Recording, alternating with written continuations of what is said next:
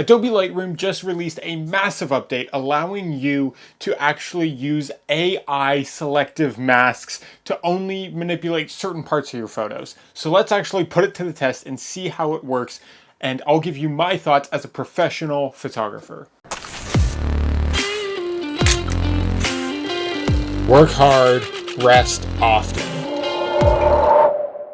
Welcome back, or welcome to the channel. My name is Finn Badgley. I'm a commercial photographer and all-around content creator, and I've selected a bunch of photos that I think can put this new update that Lightroom has to the test to see actually how this will work. I have a bunch of photos shot digitally using my professional photography camera. I also have a bunch shot on film and even a couple shot on an iPhone, so you can see the difference. I'm really going to try to put it to the test here, so let's actually get into it. First off, like I said in the intro, this update allows you to select just specific parts of a photo. So with all that, I'm going to start off easy and then we're going to get harder as it goes. This is the type of thing where you're going to want it to only manipulate certain parts of your image, and will be an absolute game changer if it actually works pretty well within Lightroom, because up until now, Lightroom I've mainly used maybe for the odd selective edit, but primarily it's been for global edits, and then I'll do more selective adjustments in Photoshop. So let's actually see this here. This is a photo a friend of mine took on my Mamiya 645. I'm not going to do full edits here. I'm just going to play around specifically with the masking options. So you know what, let's try the background first. Let's see what it thinks is the background here. See if we want to adjust that at all. And right away, I'm gonna pump that way up, and that did a pretty solid job of just selecting the background. So let's say I want to darken it down just a little bit. We want to keep this subtle, but we want to make it nice at the same time. So I'll flatten it out a little, maybe pop the contrast just a hair. Yeah, I kind of like it being a little punchier. Maybe we'll cool it down just a little bit. I want to take the overall saturation down just a bit. Here we go, that's looking pretty good. Now, let's say I want to add another mask. You can actually stack a lot of these AI masks. So now I'm just going to select me here and see what we can do there. So let's say I want to pump up or bring down the highlights. We'll bring them down maybe just a little bit. Shadows, kind of like them just pulled down just a little bit, making it a little bit moodier. Maybe just a touch of warmth.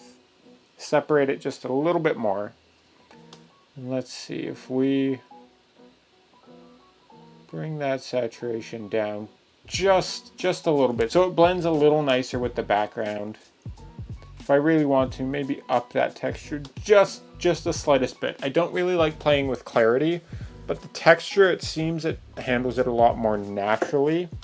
So that actually looks pretty solid. Okay, so we can see that is our before and after, and that actually makes a huge difference. And that was just a couple seconds. You don't have to go through and select everything slowly, piece by piece, or go into Photoshop, break out the pen tool, and spend hours doing that. All right, let's see how it handles, because there's a sky option as well here. There are 3 options that it gives you, which is sky, subject, and background. So if I just want to isolate the sky here, I think we can pull it down a bit and make it a little moodier. Detect sky, and it only takes really a couple seconds to get it going. And if let's see how well it did.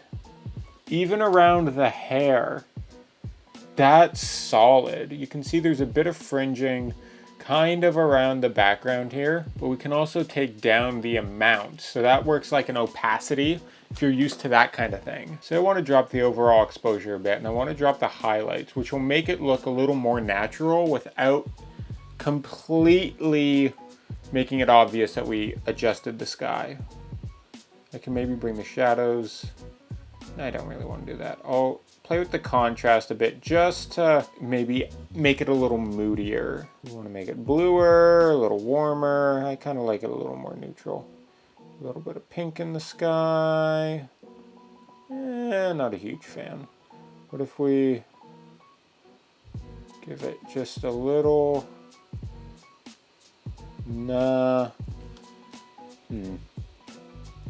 desaturate it a little bit. Maybe bring the exposure down a little more. That's kind of working for it. I want to bring the amount down just a bit though. Let's see. Okay, yeah, that's working pretty well. Let's select the background on this. Because I think, again, we can darken that background down, just make the subject pop a little more. And this will include this guy here. Oh, interesting. It even caught the little bit in the front there too. So I just want to bring down the highlights just a little bit.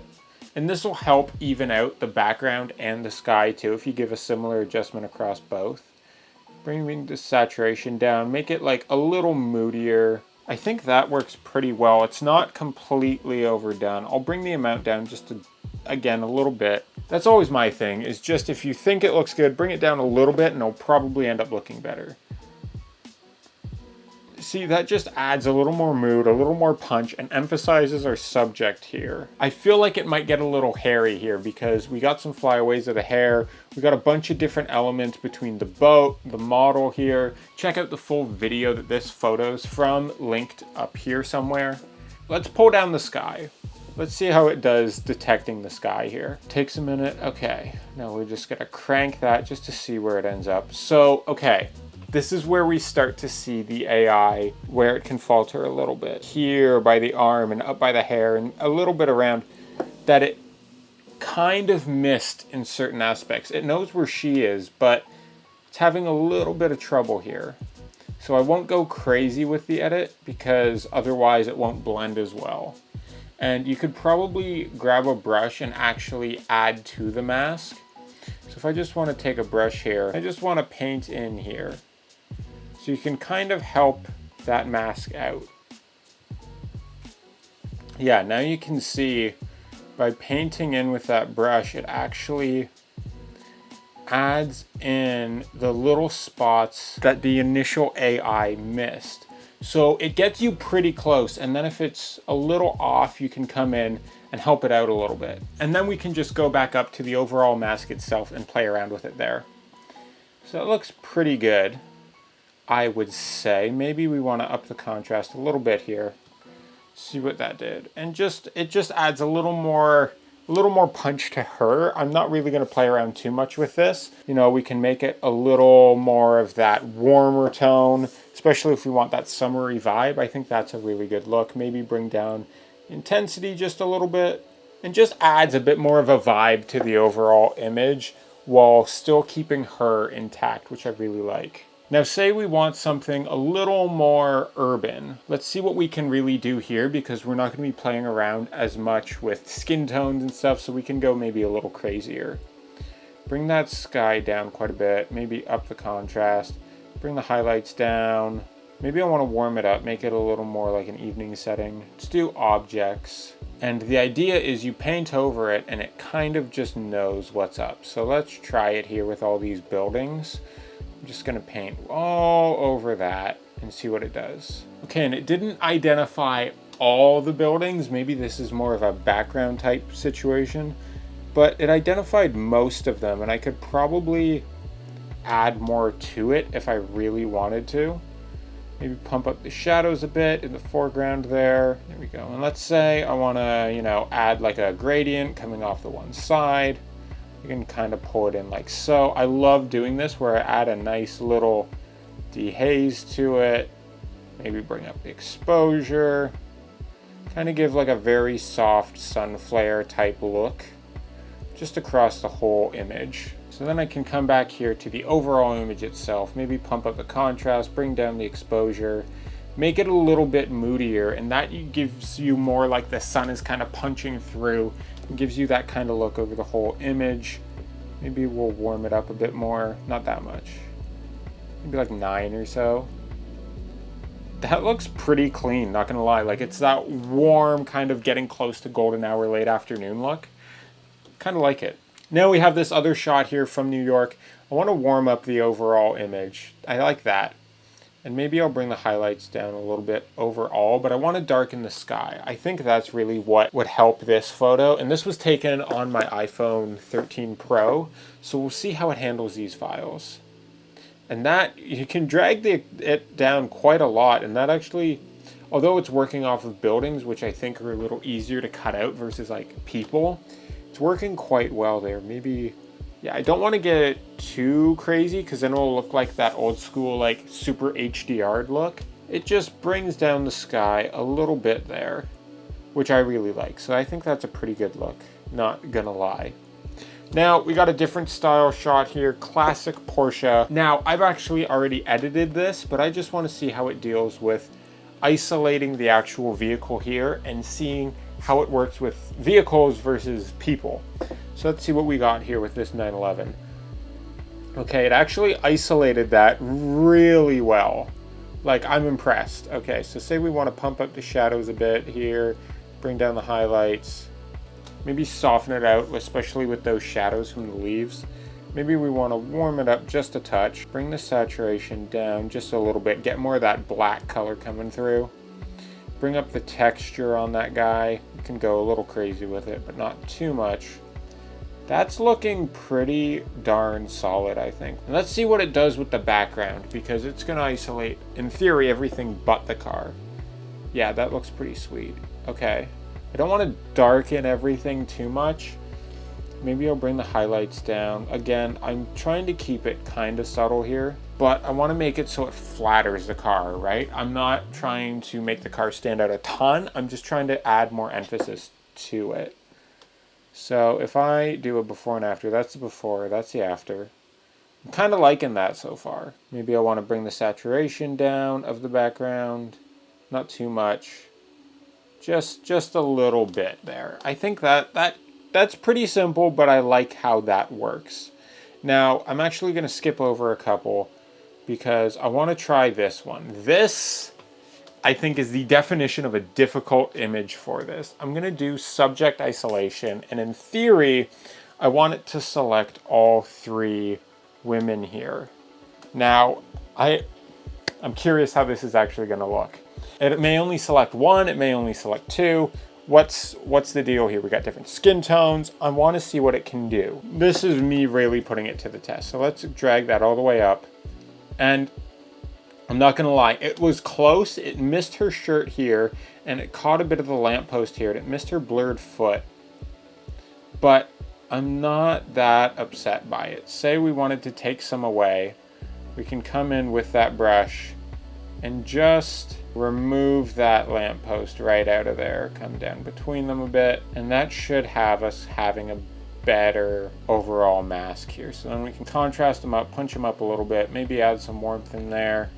Not a lot, because again, it will stand out too much otherwise. I want to do a background one on this, and it may, did it catch the lamppost still? It did. Okay, so I'm gonna add to the mask this time.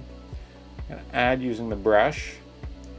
Come in here, paint over that guy. And I like doing extremes when trying to pinpoint where exactly this is. So then I can go back to the overall mask, bring down the highlights a little bit, punch it up a little bit, and then maybe bring down this overall saturation. And that's okay. I'm not like super happy with how that looks, so this would take more playing around, and this might be something that you wouldn't use this feature for because it is a little more difficult. You know what? It didn't do a bad job on it. I knew this image would be the one to test it the most. And actually I have another one from the same shoot that I want to test it again. Just this shot was on film. It's a little blurrier. It's a brighter image. It's a little darker. I've done some edits to it already. But I want to see again how it does with different subjects in different parts of the image. So let's see, I think they're a little dark here. I could brighten them up a little bit. So yeah, that actually isolated the three of them really well. We got a little bit of bleed here between the arm and her body. But all in all, I'm pretty happy with how that turned out. So say I want to up the shadows a little bit, maybe punch up the contrast. What are the whites looking like? Yeah, just add a little more emphasis to them. Make them stand out a little bit more from the background. And already, how's that looking? Yeah, that's looking pretty solid. Maybe I just want to warm them up a little bit. I really like warmth in my photos, so I'm going to try to do that here. I wonder, can I add a radial gradient to this? Like, just isolate part of the image. So I want to pull it across, kind of like so. I want to add some dehaze, and theoretically it should just fall over where they are, kind of like a clipping mask in Photoshop. No, it's doing the whole image. So, because what I kind of want to see if I can do is get like a haze going just on them and not on the background. One eternity later. Radial. Pop it in there. Add some dehaze. And then intersect with mask using select subject. There we go. That's how you do it. Okay. So then I can pull the dehaze down a little bit more. But if I want to just isolate them with that, I can. Okay, that's what I was wanting to do. Okay, that becomes a little more interesting because now you see the background still has a bit of haze to it, but I'm not completely creating this huge gradient over top of it. It's more just affecting them. And if I want to pull that down a little bit more, I can. And then if I want to add another layer to it where the background is less intense than they are, I can, but it still blends with everything nicely. Like if I want to, I can add another radial gradient, add some dehaze, the whole bit. Let's see, dehaze, warm it up a little, maybe add some exposure in there, drop the amount by a bunch so it's nice and simple. And you can see that actually adds a lot of punch to it because they're isolated, they're brought up a little bit more in the exposure, and the background still has a bit of that haze on it, but it's actually not all that bad. If I full screen this sucker, that actually stands out really well. Like they're not, it doesn't look like they're photoshopped into the image. They just pop out a little more. And it just adds a little emphasis in there that creates this nice glow, this nice haze over top of them, but it doesn't completely overpower it. Wow. Okay. I knew this update would be powerful, but wow, that image right there is what impressed me. Being able to select the 3 subjects and then overlay a gradient into an AI mask that only affects them. Okay, that's actually a bit of a game changer, especially for me. See, stuff like this, it absolutely nails. If you just have a model on a simple background, one person, and they're not really moving at all, it actually can help create a great shot. And this is actually a game changer. And I think as AI technology and AI in photo editing improves, we'll only see features like this get smarter and better, which makes our lives as photographers easier. It's not that we're being, in my personal opinion, I don't think this is making us obsolete. I think it's making our jobs more efficient. At the end of the day, you can have the AI isolate what you want to edit specifically, but you're still the person making those adjustments. And because of that, it's still down to your creative decisions, and the creative decisions that you make, knowing how to make the right ones is what will set you apart from everyone else who's just using this as a hobby or to quickly edit their photos. And it'll make people who don't want to necessarily learn how to do all this masking and all that kind of stuff, it'll make their lives easier. And if you're like me and you jump between Lightroom or Capture One and Photoshop a lot, this will make it so you don't have to jump around as much and you can actually have more control with your edits.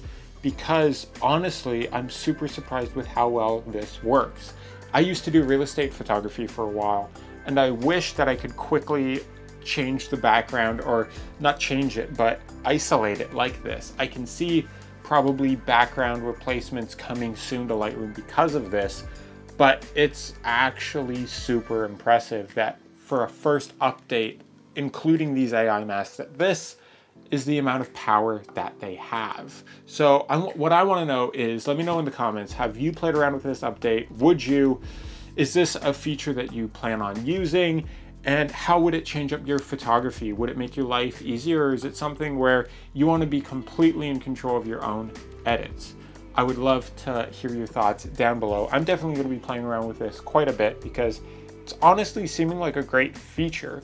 And I've just been playing around with this on the desktop version, but if it's available on mobile as well, then at that point you can do edits like this right on your phone or your iPad, which is a complete game changer, especially for editing on the go, editing photos on your phone. And if you want to have better photos for all your posts, this will be a great way to edit them quickly.